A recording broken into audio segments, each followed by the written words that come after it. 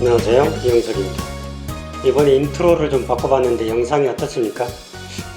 지난번 거보다 좀 좋다는 평가가 나와야 되는데 이걸로 앞으로는 좀 쓰도록 하겠습니다. 오늘은 내 일생에서 어떤 어느 한순간에 어떤 경험을 했을 때 그걸 가지고 어떻게 그 아이디션을 거쳐서 비즈니스 모델화 할 것인가, 이런 사례를 가지고 좀 소개를 하겠습니다. 지난 2014년에 미국에서 유학 생활을 하던 일본인 나가니시라는 청년이 있었어요. 이 친구가 외출 중에 대변이 급해졌습니다. 그런데 이제 참지 못하는 체질이라서 화장실을 가기 전에 그냥 실례를 한 거죠. 그 일이 있고 난 후에 그는 밖에 나가는 걸 극도로 꺼려 하게 되고요. 두렵기도 했습니다. 당연히 그러게 아니겠어요.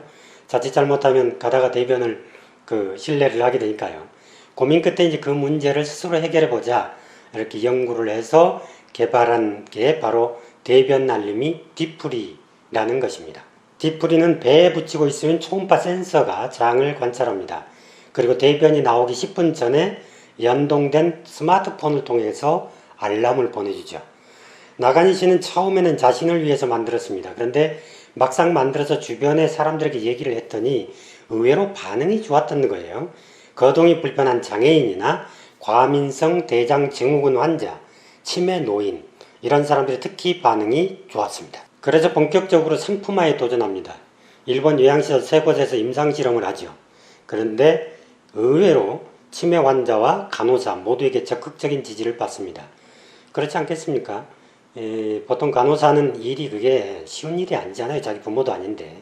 그거를 이렇게 쉽게 해결해 줄 수 있는 것, 그리고 일을 줄여주는 것, 이런 것들이 굉장한 지지의 요인이 되겠고, 또 치매 환자로서도 자존감을 지킬 수 있는 굉장히 좋은 기회가 아니겠습니까? 그래서 양쪽 다 굉장한 지지를 받죠.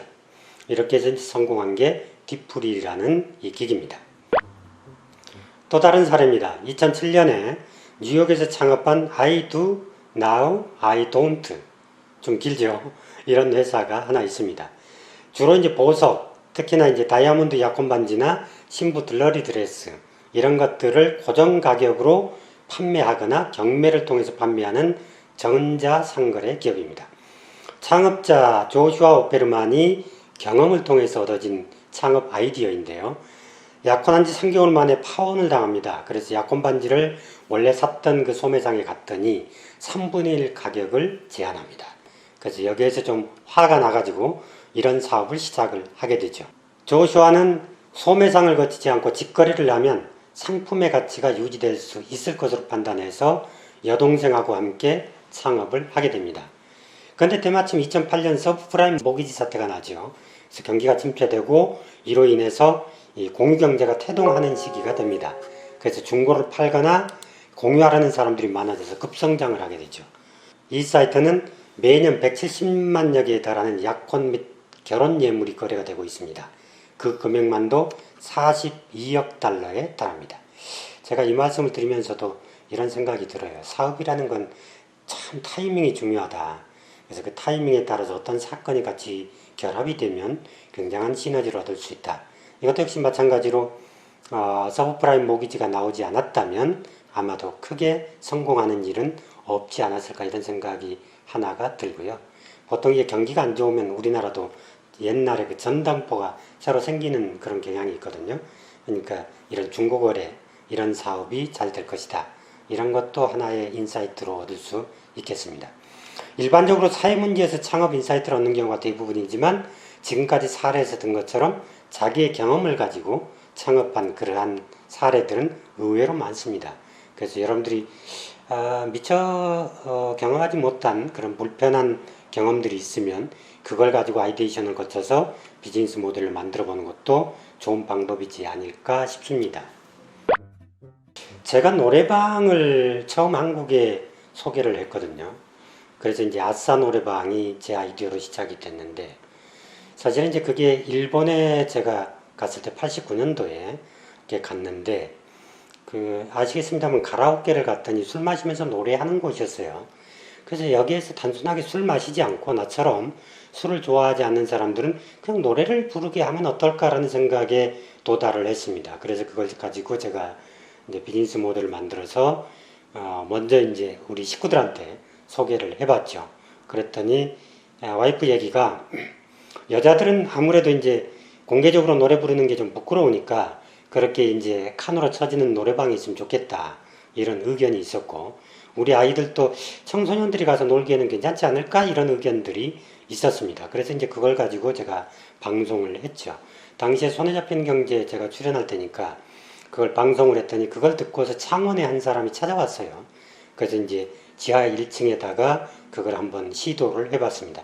사실 그 과정이 좀 얘기하자면 긴데, 그 노래방이라는 게 그때 우리나라에는 없었잖아요. 그래서 미국에, 일본에서 하나를 가져와서 세운상가에서 분해해서 다시 만드는 그런 과정을 통해서 시작이 됐다가 그게 잘 되니까 부산의 남포동으로 와서 서울로 이렇게 진입한 케이스입니다.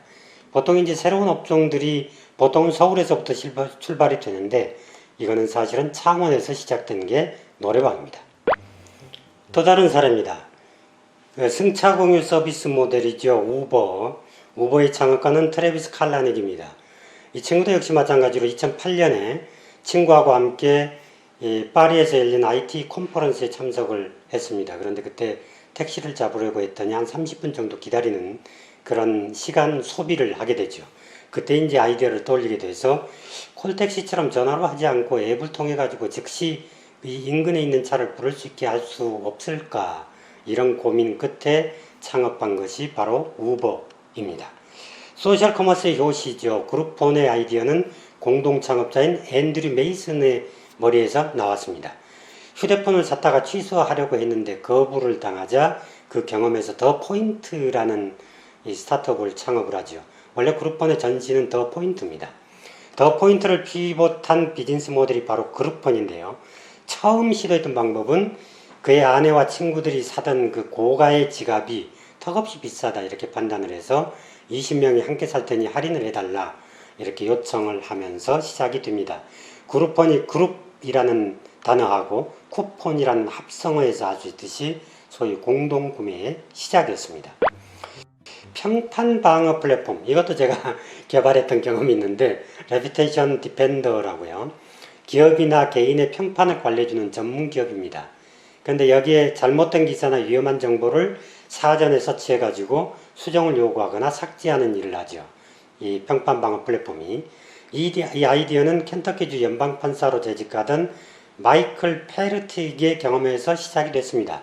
그가 법원에서 일하는 동안에 온라인에 떠도는 개인정보를 제때 보호받지 못해가지고 여러 사건, 사고를 목격하게 되죠. 2006년에 창업을 했는데 당시에 마이스페이스라든지 페이스북 이런 것 같은 SNS 플랫폼에 자기들이 이제 개인정보를 올릴 거 아니겠어요. 그 개인정보가 무작위로 유출이 돼가지고 도용되고 범죄로 연결되고 이런 사건들이 많다 보니까 이걸 좀 예방할 수 있는 방법이 없을까라고 해서 평판 방어 플랫폼을 아이디어를 얻게 됩니다. 그래서 개인정보를 처음에는 이제 아이들을 보호하는 차원에서 좀 시작을 하자, 좋은 취지로 이렇게 시작이 됐죠. 근데 지금은 이제 파생돼 가지고 그 유명인사의 개인정보 보호 또는 이제 그 개인 유명인들의 오피니언 리더들을 보호하는 소위 이제 기사 검색 서비스 이렇게 이제 파생돼서 여러 가지 모델들이 나오고 있는데, 이런 것이 처음에는 연방판사의 아이디어에서 시작이 됐다, 이런 말씀입니다. 영화 비밀 캠프로 데뷔해서 국내에서도 많이 알려진 굿바이 초콜릿이라는 영화죠. 원제는 밑빌인데요. 거기에 출연했던 유명 여배우 제시카 알바가 불편노의 창업가로도 또 상당히 유명합니다. 2008년에 출산한 첫 아이가 유아용 세탁세제에 알러르기 반응을 일으키죠. 그래서 거기에서 충격을 받아가지고 화학물질이 없는 저자극성 제품을 직접 만들기로 결심합니다. 이런 뜻의 동조에서 이제 한국계 미국인 이제 라이언 리, 그 다음에 환경운동가 크리스토퍼 게비건 이런 사람들과 함께 어니스트 컴퍼니를 공동 창업합니다. 이 회사는 윤리적 소비를 기치로 해서 친환경 유아 내지는 가정용 소비재를 판매하는 업체로 나스닥에 상장할 예정에 있습니다. 우리나라에서도 자신의 경험을 바탕으로 창업에 성공했거나 도전하는 사례는 상당히 많습니다. 보그앤 보야지라고요. 오아름 대표인데 단일한 직장에서 해외 출장이 많이 잦은데 보통은 갈 때보다 올 때 이제 아무래도 물건들이 많잖아요. 그래서 가다 보면 이제 그 가방이 한두 개 더 필요할 때가 있는데 그때마다 새로운 걸 따로따로 사가지고 이렇게 가지고 다니는 게 불편하니까 하나의 그 패키지로 만든 거죠. 그래서 크고 작고 이것을 같이 만들어서 필요할 때는 그걸 꺼내서 다시 물건을 담을 수 있도록 이렇게 개발한 여행 가방이 소위 이제 3단 사이즈로 변형 가능한 그런 여행 가방을 만들어서 성공을 했습니다. 저한테 상담을 온 친구인데 강지훈 대표도 오토 하우머치라는 그 아이디어로 지금 창업을 준비하고 있습니다. 리스 자동차를 사용하다가 해지하려고 했지만 위약금이 1,500만 원이나 됐습니다. 이러한 불편을 해소하기 위해서 리스 차를 개인 간 거래로 P2P 거래로 활성화시켜보자. 그런 플랫폼을 개발해서 현재 투자자를 찾고 있습니다. 폐원단을 활용한 의류 그리고 그 교구를 만들어서 사회적 기업에 도전하고 있는 양슬기 플러비뉴 대표도 자신의 경험을 토대로 해서 시작이 됐습니다. 어머니의 일을 돕다가 아이디어를 얻었죠. 어머니가 봉제업을 하시는 것 같습니다. 그런데 어머니는 늘 버려진 폐원단에 대해서 대단히 안타까워하고 이런 것들을 이제 딸에게 얘기를 했었나 봐요.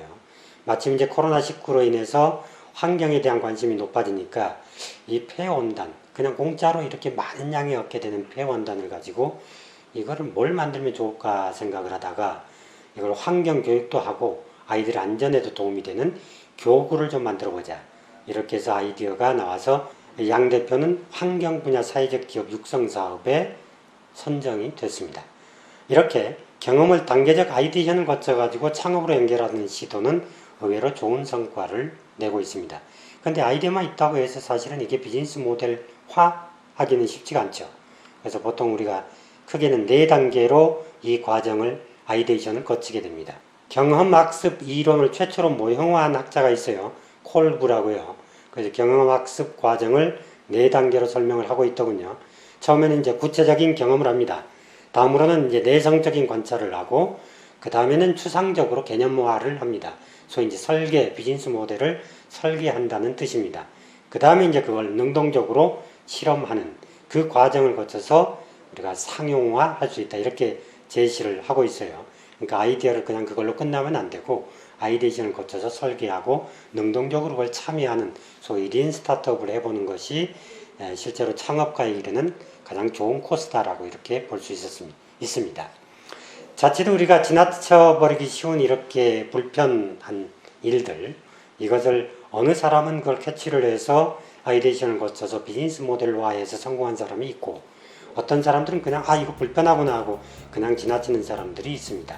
성공과 실패는 이렇게 한 번의 인사이트에서 결정되는 경우가 대단히 많이 있습니다.